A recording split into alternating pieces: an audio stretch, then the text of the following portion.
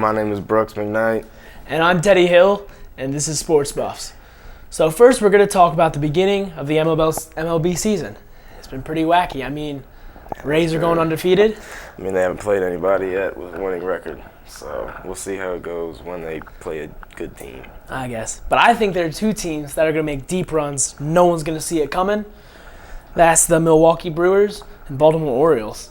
Not to be biased or anything, but the Brewers have a stellar pitching.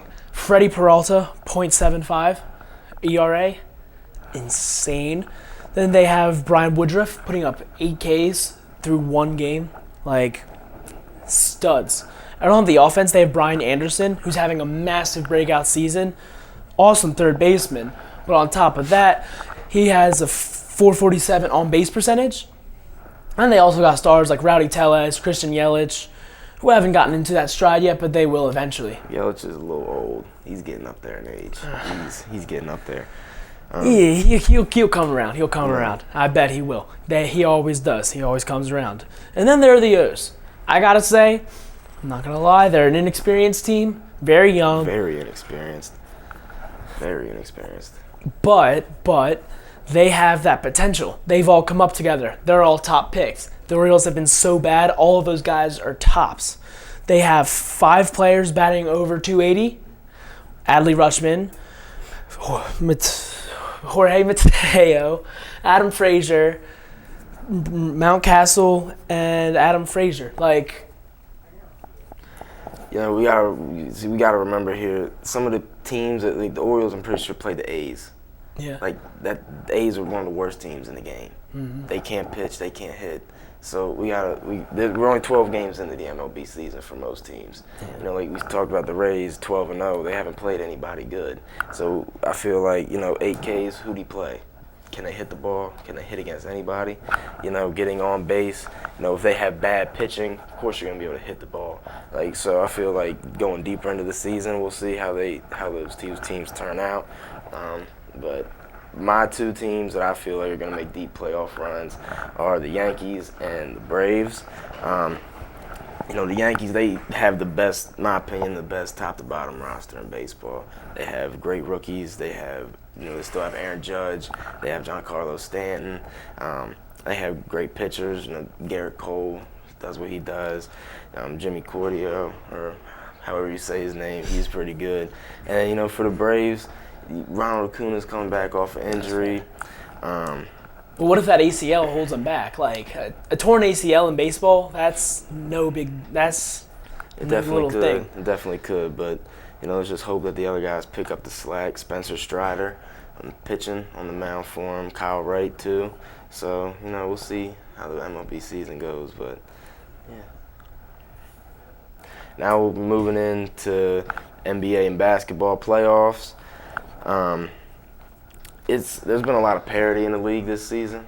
No real team has really made a strong pull away from another. You have Milwaukee, Cleveland, who else? Philly in the East, Boston. All 4 of those teams have looked like real, true title contenders all throughout the year. In the West, you still have Golden State, Phoenix. Sacramento's had a great season this year. Denver's always going to be in the mix. Memphis with a really young team, but still a really talented team with guys that can really get the job done. But I think one team that's going to make some noise in the playoffs in the Western Conference is Sacramento. Not a lot of guys saw them coming this year. They have great forward play. Domantas Sabonis is a great two-way player. De'Aaron Fox has been coming into his own. Kevin Huerter, he's been playing great. But I don't think they'll be able to beat Phoenix. I got Phoenix making it out of the West to the NBA Finals. Adding Kevin Durant alongside Devin Booker and DeAndre Ayton, Chris Paul, campaign off the bench. That's a dangerous team. You can't match up with that team whatsoever. At the East, I got Cleveland. Cleveland, they have Donovan Mitchell, Darius Garland. Great guys, great players. Evan Mobley, man in the middle. Jared Allen protecting the rim. So I feel like Cleveland, they're gonna make a great push late in the season, and I feel like those are gonna be the 2 teams that go at it, to clear it off to end the NBA season. My thought: this is Philly's championship to lose. Like, They got MVP frontrunner Joel Embiid at the helm. He's the NBA regular season scoring leader, 33 points a game.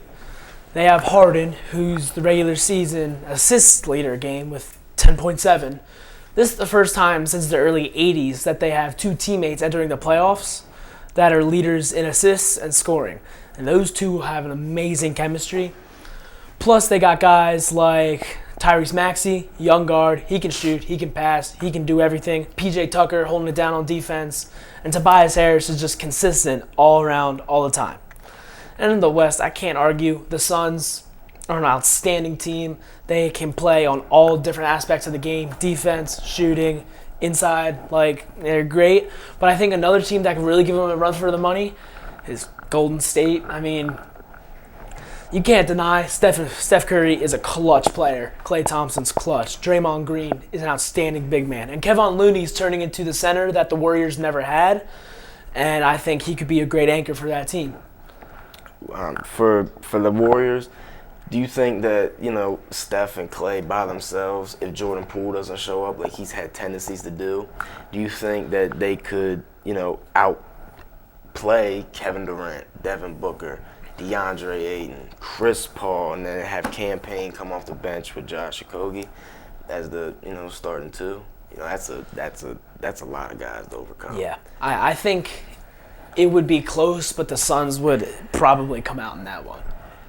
And another question for you, do you think that Maxey, if, let's say, Cleveland and Philly were matched up in, let's say, the Eastern Conference Final or the semifinal, do you think Maxey could elevate his play enough, along with Harden, to match the elite guard play, Darius Garland and Donovan Mitchell from Cleveland? I genuinely think he could. He has that potential. He showed it when he was at Kentucky a while ago, and in all the playoff runs that the Sixers have had recently, Maxey has always stepped up.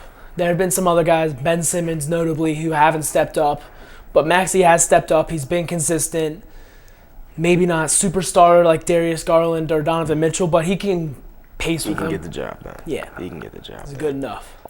All right, so now we'll be moving into football, and we'll be talking about Aaron Rodgers' situation and Lamar Jackson's situation. So you can. Personally, I think we should do a 3-team trade. This is going to anger some people out there. I know it will. But 3 teams could get in on this. It's well-known knowledge that Aaron Rodgers wants to play for the Jets.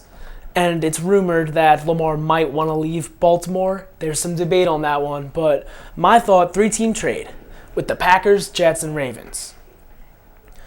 Packers get Elijah Moore from the Jets and Lamar Jackson. Now, they have a quarterback for the future and a wide receiver 1. That's already shown he's a topper. Then we got the Ravens. They get Zach Wilson from the Jets and Jordan Love from the Packers. Maybe not the super running threat that Lamar Jackson is. Neither of those guys are. But maybe someone like Jordan Love could step up, be the guy in Baltimore, maybe bring him a championship. Who knows? I think he could do it. Then the Jets, they get Aaron Rodgers. I mean, he's a star. The Jets have been looking for this quarterback for years, way longer since Brett Favre. So I think with Aaron Rodgers, they could easily make a deep playoff run, especially with their defense. I think that's just the way it has to go.